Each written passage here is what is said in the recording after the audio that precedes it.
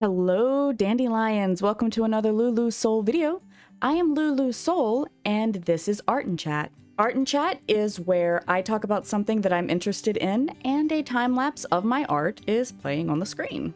I usually record this art on stream, either on YouTube itself or on Twitch, so if you are ever interested in seeing it done live, well, that is how you can.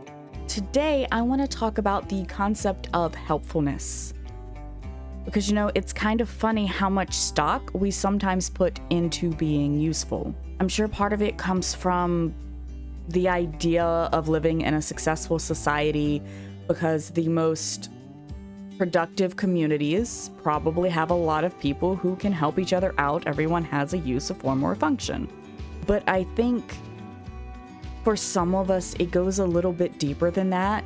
It goes beyond a desire for survival and becomes the desire for survival. Like you start living for the idea of being helpful for someone else as opposed to the idea of living for yourself. And a lot of this can be seen in how we consume our media, in our books, in our favorite movies, things like that. Because like in media, a lot of the time our most beloved characters are also the most helpful. For example, right now, an anime that I'm rewatching, it is my favorite anime, Fruits Basket. The main character, or at least the protagonist of the series, it all revolves around the fact that she is probably the most helpful human being in existence. She can cook, she can clean, she's always there for a kind word, pat on the head. She brings comfort to everybody around her. And that is her shining personality trait. Other times you'll have a heroic character, and that character they'll sacrifice their own safety to help somebody else. And these are all really awesome traits that we like and we want to emulate.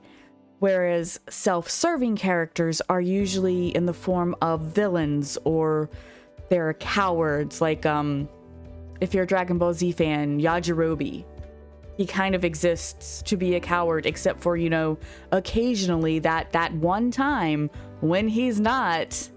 And if you are a Dragon Ball Z fan, you know what I'm talking about. If you know, you know. Or when a main character does have a more self-serving personality, think Yusuke from Yu Yu Hakusho, it's seen as more like a personality flaw and something that the main character needs to overcome than a positive trait. But here's the thing, guys. When a real person gives all of themselves to another person or to their community, and all of the things that they have to give is gone, the world keeps going. These purely helpful personalities, they run rampant in the realm of fantasy for a reason. You know, society isn't going to stop to embrace your happy ending. It's not going to care. And a lot of the times, if we've lived just trying to be helpful for those around us instead of for ourselves as well, you end up with questions like, well, who am I now? And what do I do? Do I enjoy these things because I like them, or because someone else liked them and I wanted them to like me and I wanted to be helpful?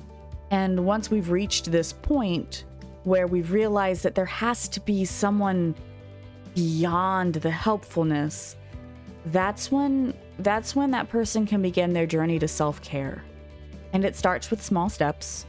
It's realizing that it's okay to be a little self-serving. The world isn't going to dissolve around you if you choose a more selfish path. Like I said before, it doesn't exactly stop. And this one's something I personally struggle with a little bit. It's okay to be a little annoying sometimes. It's okay to get on your friends' nerves. Arguing is healthy.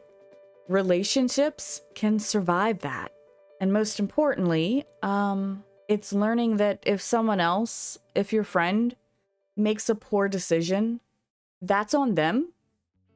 You can be there to help them pick up the pieces. You can give them advice. but the consequences of their decisions aren't your fault.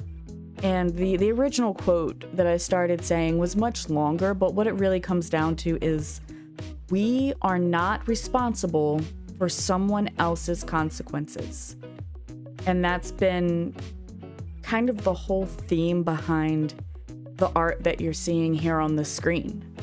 It's the idea that while we're all the main characters in our own story, the people around us are too. And that's what sometimes makes the real world even more engaging, and why we tend to pull from real life experiences when we're creating our fantasy. This has been a Lulu Soul video. Again, you can find me streaming on YouTube and Twitch. Thank you so much for listening, and I will see you dandelions next time. Bye-bye!